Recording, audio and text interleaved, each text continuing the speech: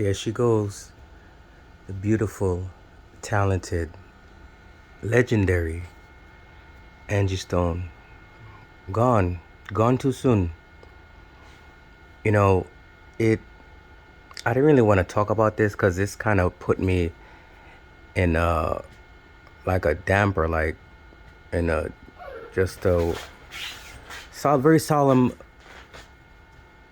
mood, because this industry isn't what you think it is all cracked up to be. Angie, I can attest that actually I knew her for a little bit. You know, I when I was an intern at Quad Studios in New York, she used to come and record, record some of her work, write, and produce. And she was just a very humble, very motherly figure. She would give good advice. You know, I could always remember her asking me to go get her food, right? So I'd have to get her. I think the restaurant was called Teriyaki Boy. I'm not sure, but it was like teriyaki chicken with rice, and she always wanted extra chicken, like triple, triple the chicken, and that was like she was just such a nice, kind, motherly figure, And it's so sad that she still has to be working at the age of 63, still touring and dodging grenades, especially when she's talking the truth and trying to come out and expose things. When you expose things, you put a target even more on your back. So I just want to send my condolences to her and her family.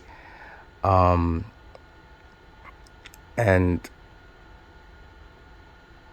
it's just a sad situation. So I don't really know what else to say about it, but I just it's a deep. This is a very spiritual.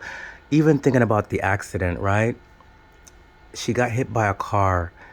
The car flipped over 3 times, and then it got hit by a tractor trailer. And only out of 9 people in the car, only she passed away. So in this life and world, everything is very spiritual. It's very strange that only she died out of 9 people, and they were all in the same van together. It just flipped out of nowhere. One time I could say that I was walking, you know, along the street in Brooklyn, New York, and there was a car. It was on Flatbush Avenue, very busy. If you know Flatbush Avenue, busy two-way street. And then all of a sudden, a car, and it's really busy. You can't even really speed. A car just flipped up out of nowhere. And the imagery is like, imagine invisible Superman just throwing a car like a whole block. The car like flipped up out of nowhere, and like flew like over like 5, 6 cars, and then crashed into the side of a store. And no one really knew because it didn't make any sense.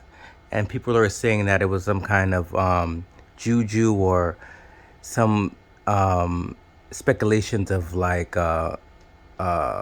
sorcery going on with that, because that situation, because it really didn't make any sense for a car just like, imagine an invisible Superman, how we would just pick something up and just throw it far out of nowhere. So this is just a very, this is just pray, keep your prayers up, and keep, if you got to keep exposing the demons, expose, and just stay blessed, y'all, and you know tell your loved ones you love them. And I don't know what else to say, but Angie Stone was she was a good hard working woman, you know a very good hardworking woman. I can remember her coming to the studios, and you know, I would have to just keep on go getting her food and extra chicken. She was like, Roman, get extra chicken. Make sure you get the extra chicken and extra teriyaki sauce.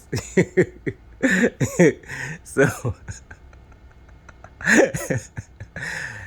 she loves her extra chicken and with the teriyaki sauce. So that's one fond memory. And her hug was like very motherly. And so salute to you, rest in power, Angie Stone, and you'll be missed, and your work will always be remembered. All right, peace out, y'all.